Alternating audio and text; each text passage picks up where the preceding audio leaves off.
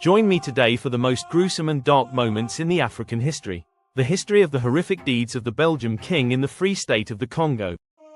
Please watch till the end to discover the utter dehumanizing acts of this man.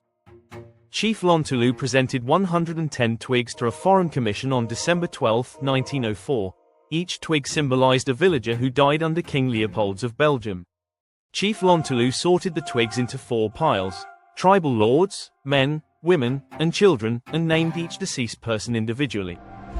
His testimony helped terminate one of history's worst tragedies together with hundreds of others. Starting in the late 1800s, European nations joined the scramble for Africa. They exploited African resources and enriched their country by colonizing 90% of the continent. In 1865, the king, Leopold II, sought to get a piece of the extraordinary African cake. In the meantime, he read Henry Morton Stanley's accounts of his African travels. "The Congo basin is gorgeous," Stanley said. In 1879, Leopold hired him to return to Congo. Stanley tricked authorities into signing 450 land use deals. Leopold convinced the US and Europe to grant him sovereignty of the Congo, promising to safeguard free trade. On May 29, 1885, a territory 80 times larger than Belgium and home to 20 million people was declared a private colony without proven ownership. Leopold quickly established authority in the Congo Free State. He grabbed land, created an army, and made numerous Congolese men work for free. Unfortunately, in 1887, a Scottish inventor reinvented the pneumatic tire, leading to a huge global rubber business. One of the world's largest supply was in Congo. Leopold took advantage, forcing villagers to meet larger rubber quarters. Congolese men cut it from wild mines. Walkers spent days gathering supplies when they ran out. The force publique established camps and bases for Congolese slave labor to extract wild rubber. To free their wives, the men had to collect wild rubber vine sap in the rainforest. Rubber vines near villages were regularly drained, forcing men to go for days to get their monthly rubber supply. A horrifying sadistic technique was adopted by the force publique. To demonstrate that they did not squander bullets or save them for a rebellion, Congolese force publique soldiers had to show their white officer the cut-off hand of a rebel per each bullet expanded.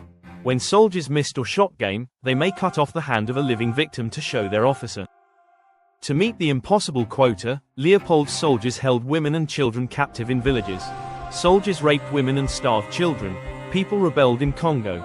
The heinous abuses of Leopold's Congo Free State were soon exposed internationally.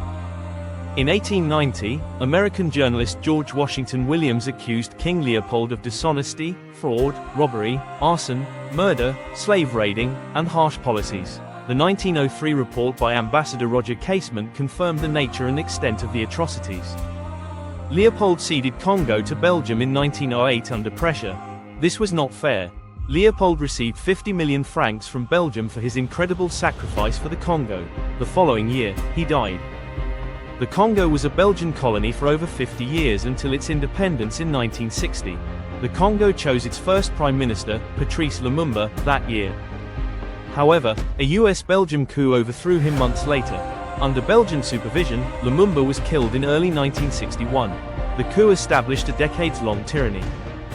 He was dismembered and his body dissolved in sulfuric acid, and only a tooth was kept in the Museum of Brussels. According to estimates, around 10 million Congolese died during King Leopold's rule and plundering of the country.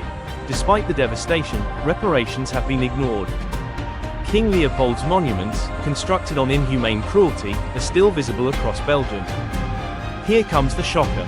Over 200 Congolese women, men, and children were taken to Belgium and displayed in a, shall we call it, the first human zoo in history of mankind. A display sign even mockingly requested visitors not to feed the animals. Please like and subscribe to help me creating more attention-grabbing history videos.